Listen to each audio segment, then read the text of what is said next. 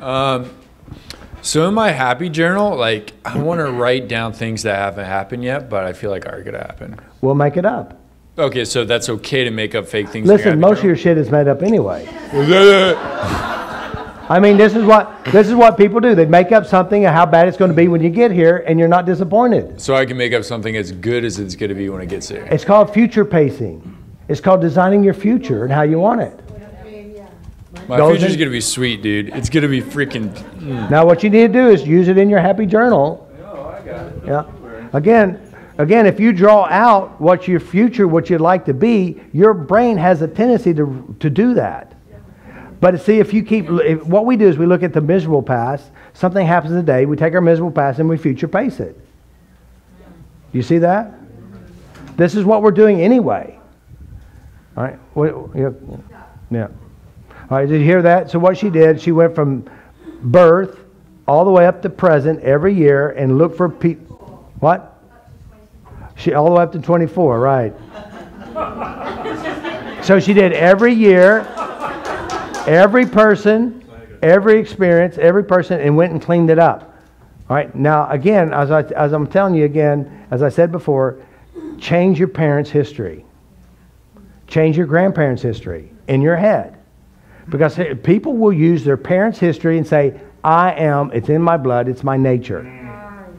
And why don't you just change and heal your parents inside yourself? Your brain will use that. By the way, is it really your parents? No. So every person, every year, every character. Remember, we talked about this in level 1, it is the healing process, basically. At one point, I don't know, about 6, 7, or 8, you change every person, every character at every age and every year. Every person inside you at every age, every year, every character. Because everything inside you is yourself. So every person, every character, every age, every year.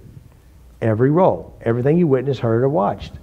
And it's weird thing is sometimes it's just a movie we watched. The woman who had no fingernails, and she's had no fingernails all her life. I walk into the psychic fair, aka health fair, or one or the other. And the psychic goes, Janice goes, hey, he can help you with your fingernails.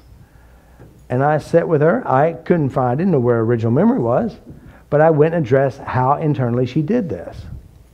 And so then I went and I addressed it, and then months later, I go there because they need help. You know, all these church rejects, you got to figure out how to solve their problems.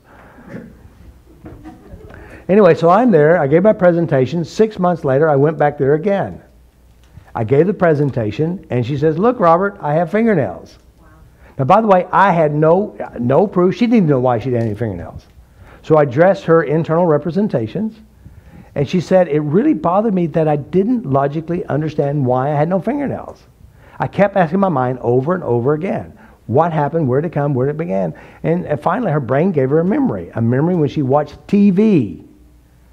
Programmer. I watched TV. Shirley Temple was abandoned at an orphanage. 2 weeks later, her mother dropped her off at the daycare for the first time. From that moment forward, she chewed her nails. We didn't have the memory. We just gave us how she did it. So this is how the brain works. This is how the brain works. So it's very important to adjust what you know. And when you adjust what you know, the brain will do the rest.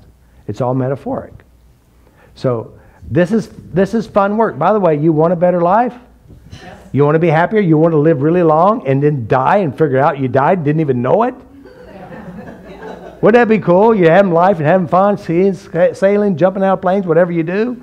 And you wake up and said, oh shit, I've been dead. Where am I now?